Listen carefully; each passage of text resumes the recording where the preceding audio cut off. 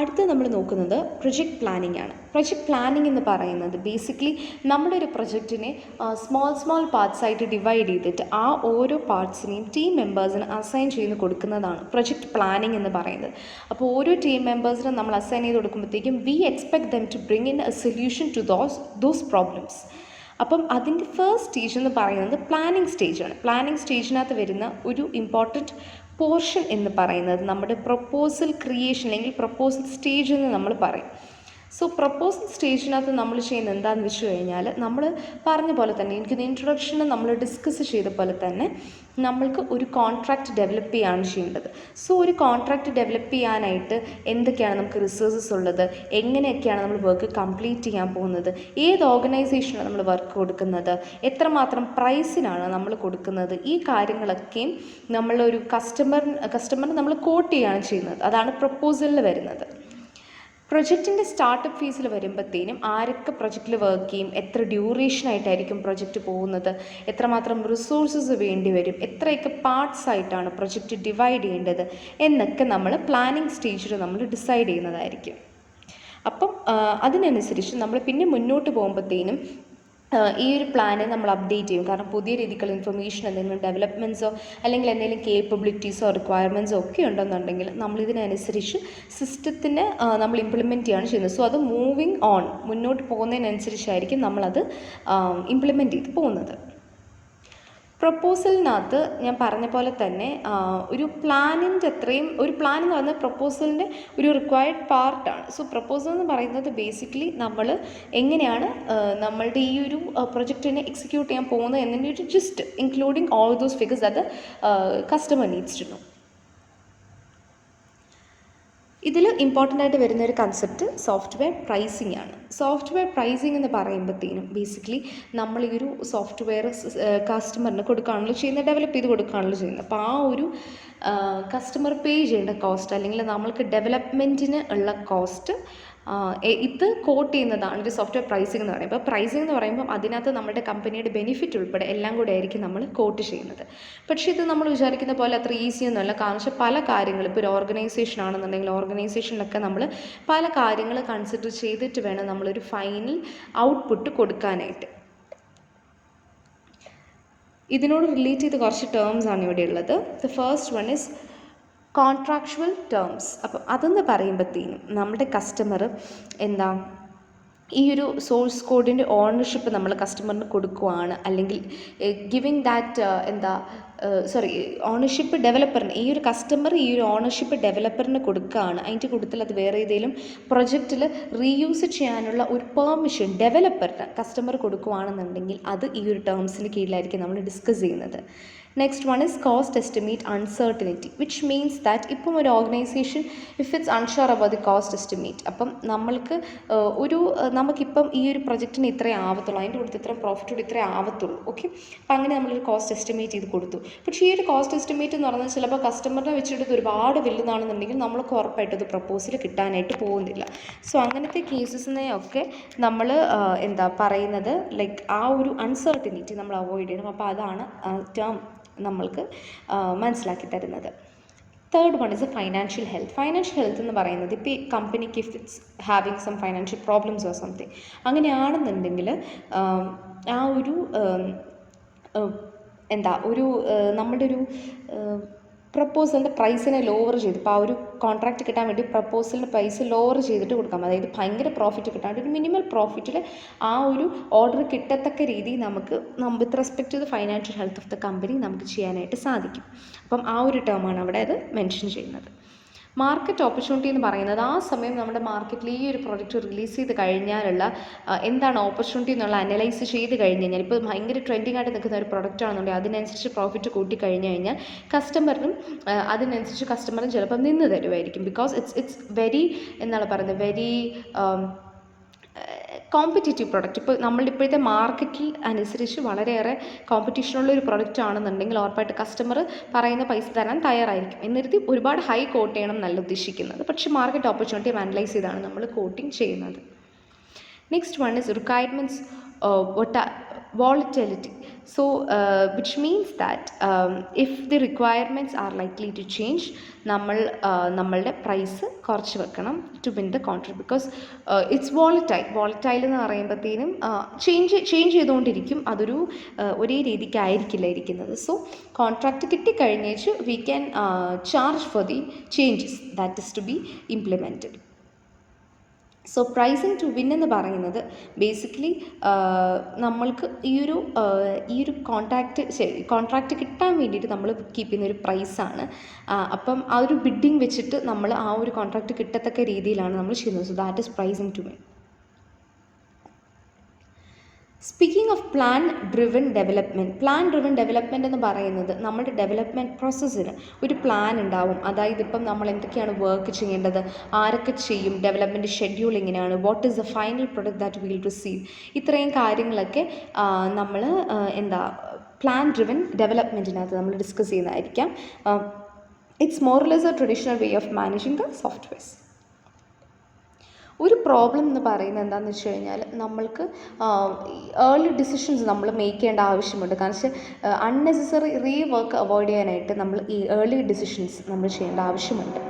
So project പ്ലാനിനെ പറ്റി പറയുകയാണെന്നുണ്ടെങ്കിൽ, project plan എന്ന് പറയുന്നത് നമ്മളുടെ പ്ലാൻ ഡ്രിവൻ ഡെവലപ്മെൻറ്റിനകത്ത് നമ്മുടെ പ്രൊജക്റ്റിന് ഏതൊക്കെയാണ് അവൈലബിൾ ആയിട്ടുള്ള റിസോഴ്സസ്, ഏതൊക്കെയാണ് ഷെഡ്യൂൾ ഉള്ളത്, how is the work being broken down എന്നീ കാര്യങ്ങളൊക്കെ മനസ്സിലാക്കാനായിട്ടാണ് നമ്മൾ പ്ലാൻ ഡ്രിവൻ ഡെവലപ്മെൻറ്റ് ചെയ്യുന്നത്. അതിനൊരു പ്രൊജക്റ്റ് പ്ലാൻ നമ്മൾ ക്രിയേറ്റ് ചെയ്യുന്നത്. അപ്പോൾ പ്രൊജക്റ്റ് പ്ലാനിന് ഇത്രയൊക്കെ ആയിരിക്കും സെക്ഷൻസ് ഉണ്ടായിരിക്കുക. The first one is introduction. നമ്മുടെ പ്രൊജക്റ്റിൻ്റെ ഒബ്ജക്റ്റീവ്സ് എന്താണ്, കൺസ്ട്രെയിൻസ് എന്താണ് എന്നുള്ളത് മനസ്സിലാക്കുന്നതാണ് ഒബ്ജക്റ്റീവിൽ വരുന്നത്. രണ്ടാമത്തേത് ഓർഗനൈസേഷൻ. നമ്മുടെ ഡെവലപ്മെൻറ്റ് ടീം എങ്ങനെയാണ് ഓർഗനൈസ് ചെയ്യുന്നത്, ഏതൊക്കെ ആൾക്കാരാണ് അകത്ത് ഇൻവോൾവ് ആയിരിക്കുന്നത്, അല്ലെങ്കിൽ എന്തൊക്കെയാണ് നമ്മളുടെ റോൾസ് വരുന്നത് എന്നുള്ളതൊക്കെയാണ് പ്രൊജക്റ്റ് ഓർഗനൈസേഷനിൽ നമ്മൾ ഡിസ്കസ് ചെയ്യുന്നത്. അല്ലെങ്കിൽ അതിനകത്ത് ആ ഒരു സെക്ഷനിൽ അതാണ് നമ്മൾ ലിസ്റ്റ് ഔട്ട് ചെയ്യുന്നത്. മൂന്നാമത്തേത് റിസ്ക് അനാലിസിസ്. റിസ്ക് അനാലിസിസ് എന്ന് പറയുമ്പോഴത്തേനും what all are the possibilities of the risk, ആ ഒരു റിസ്കിനെ റിഡ്യൂസ് ചെയ്യാനായിട്ട് എന്തൊക്കെയാണ് സ്ട്രാറ്റജീസ് ഉള്ളത്, അതൊക്കെയാണ് റിസ്ക് അനാലിസിസിൽ നമ്മൾ ഡിസ്കസ് ചെയ്യുന്നത്. അടുത്തത് hardware and software resource requirement. നമ്മൾക്ക് ഈ ഒരു സോഫ്റ്റ്വെയറിനെ കംപ്ലീറ്റ് ചെയ്യാനായിട്ട് നമുക്ക് ഹാർഡ്വെയർസിൻ്റെ ആവശ്യമുണ്ടാവും, സോഫ്റ്റ്വെയർ ടൂൾസ് അല്ലെങ്കിൽ സപ്പോർട്ടിൻ്റെ ആവശ്യമുണ്ടാവും. സോ ഈ ഒരു സോഫ്റ്റ്വെയർ എന്തൊക്കെയാണ് പർച്ചേസ് ചെയ്യേണ്ടത്, എന്തൊക്കെയാണ് എസ്റ്റിമേറ്റ്സ്, എപ്പോഴാണ് ഈ ഒരു ഹാർഡ്വെയർസിനെ നമുക്ക് ഡെലിവർ ചെയ്ത് കിട്ടുക എന്നീ കാര്യങ്ങളൊക്കെ മനസ്സിലാക്കാനായിട്ടാണ് hardware and software resource requirements നമ്മൾ മെൻഷൻ ചെയ്യുന്നത്. പിന്നെ വർക്ക് ബ്രേക്ക് ഡൗൺ, അതായത് ആക്ടിവിറ്റീസ് എങ്ങനെയാണ് നമ്മൾ ഡിവൈഡ് ചെയ്യുന്നത്, എപ്പോഴാണ് ഇൻപുട്ട് കിട്ടുന്നത്, എപ്പോഴാണ് ഔട്ട്പുട്ട് പോകുന്നത്, ഓരോ പ്രോസസ് ആക്ടിവിറ്റിയിലും എന്തൊക്കെയാണ് ഇൻപുട്ട് ഔട്ട്പുട്ട് ഉള്ളത് എന്നൊക്കെ നമ്മൾ മനസ്സിലാക്കും. Next one is process schedule. Process schedule എന്ന് പറയുന്നത് നമ്മളുടെ ഒരു ആക്ടിവിറ്റി അതിൻ്റെ ടൈം റിക്വയർഡ്, ഓരോ മൈൽ സ്റ്റോണും റീച്ച് ചെയ്യാനുള്ള ടൈം റിക്വയർഡ് എന്തൊക്കെയാണെന്നുള്ളത് മനസ്സിലാക്കുന്നതാണ് പ്രൊജക്റ്റ് ഷെഡ്യൂൾ എന്ന് പറയുന്നത്.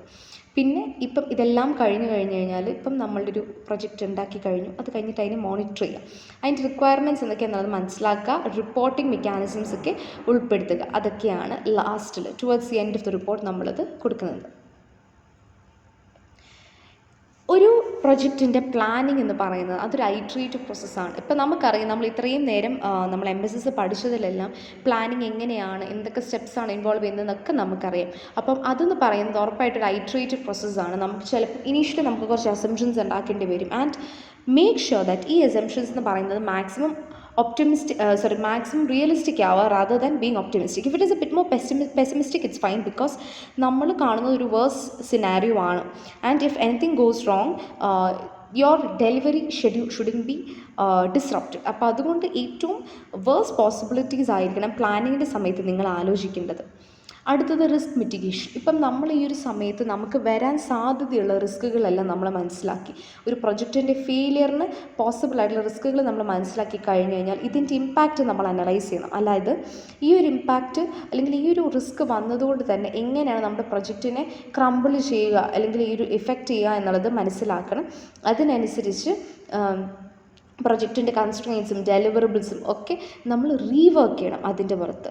സോ അതൊക്കെയാണ് റിസ്ക് മിറ്റിഗേഷൻ്റെ കീഴിൽ നമ്മൾ പൊതുവെ നമ്മൾ മെൻഷൻ ചെയ്യുന്ന കാര്യങ്ങളെന്ന് പറയുന്നത്.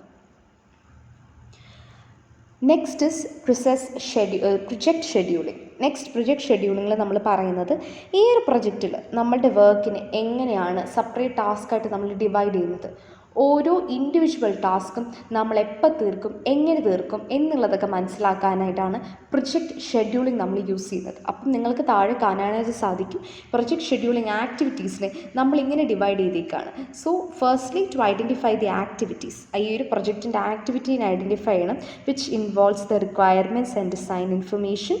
അത് കഴിഞ്ഞ് ഇതിനെ ഐഡൻറ്റിഫൈ ചെയ്യണം, ആക്ടിവിറ്റി ഡിപ്പെൻഡൻസീസ് മനസ്സിലാക്കണം.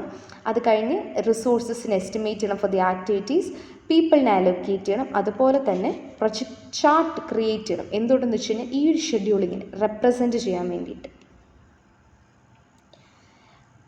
ഈ ഒരു ഷെഡ്യൂളിനെ, നമ്മുടെ ഈ ഒരു പ്രൊജക്റ്റ് ഷെഡ്യൂളിനെ ബാക്കിയുള്ളവരുടെ മുന്നിൽ നമ്മളത് പ്രസൻറ്റ് ചെയ്യുമ്പോഴത്തേനും നമ്മൾക്ക് it is actually better if you do it in A table or A spreadsheet. നിങ്ങൾക്ക് വേണമെന്നുണ്ടെങ്കിൽ അതിനൊരു ചാർട്ടായിട്ടും നിങ്ങൾക്ക് റെപ്രസെൻറ്റ് ചെയ്യാനായിട്ട് സാധിക്കും.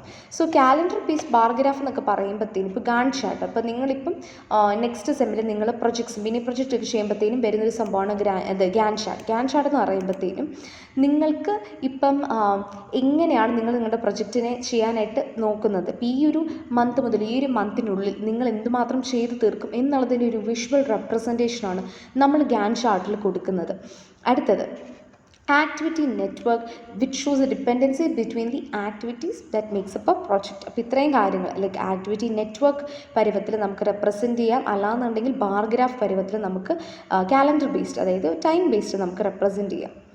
ഇനി പ്രൊജക്റ്റ് ആക്ടിവിറ്റി എന്ന് പറയുന്നത്, പ്രൊജക്റ്റ് ആക്ടിവിറ്റിയിൽ നമ്മൾ ഓരോ ആക്ടിവിറ്റി, ഇപ്പം ഞാൻ നേരത്തെ പറഞ്ഞു ഒരു എൻറ്റയർ ടാസ്കിൽ നമ്മൾ ചെറിയ ചെറിയ ആക്ടിവിറ്റീസ് ആയിട്ട് ഡിവൈഡ് ആണ് ചെയ്യുന്നത്.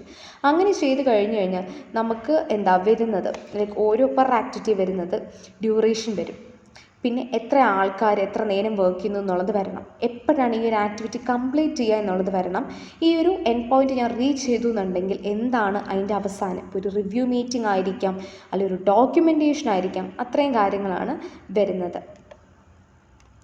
ഇനി മൈൽ സ്റ്റോൺസ് ആൻഡ് ഡെലിവറബിൾസ്.